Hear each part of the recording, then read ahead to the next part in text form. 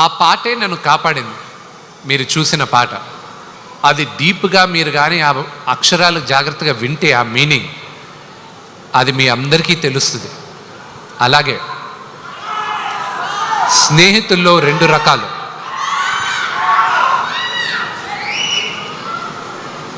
కృష్ణుడిలాగా, కర్ణుడిలాగా. కృష్ణుడు నీ పక్కనే ఉంటా, నీకు దారి చూపిస్తా, నీ వెంటే ఉంటాను అంటాడు. కర్ణుడు నువ్వు ఏమన్నా చేయి, నీ అనుకుంటాను, నేను చూసుకుంటాలే ఏది జరిగినా అంటాడు. నా జీవితంలో కృష్ణుడుగా ప్రభాస్.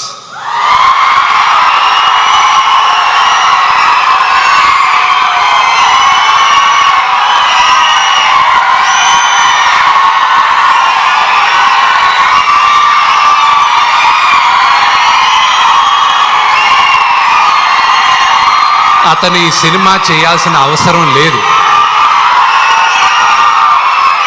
కానీ తను కేవలం నాన్నగారు పైన ఉన్న ప్రేమ, అభిమానం, గౌరవంతో ఒప్పుకున్నాడు.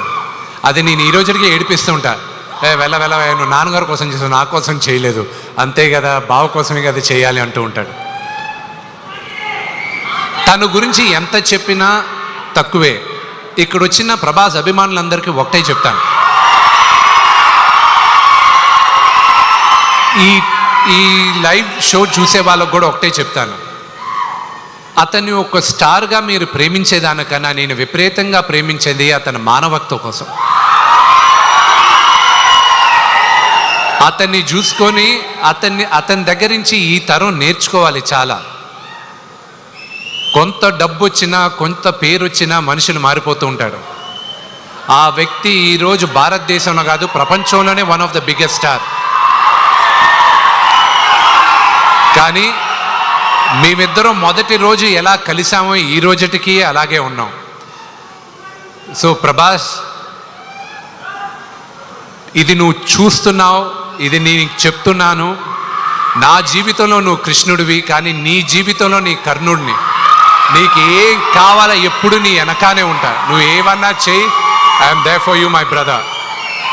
I'm grateful for your help. And ఈ సినిమాకి కానీ దేనికైనా ఇది సాధ్యమైంది నా దేవుడు, మా నాన్నగారి వల్లే. ఆయన తర్వాతే నాకు దేవుడు.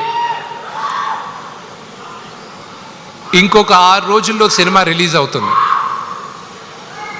మీరందరూ చూసి మమ్మల్ని అందరినీ ఆశీర్వదిస్తారని మనస్ఫూర్తిగా కోరుకుంటున్నాను. నేను ఎవరి పేరైనా మర్చిపోయి ఉంటే నన్ను క్షమించండి. Thank you very much. And అన్న లేడు కాబట్టి చెప్పలేదు, క్షమించాలి. ప్రభుదేవ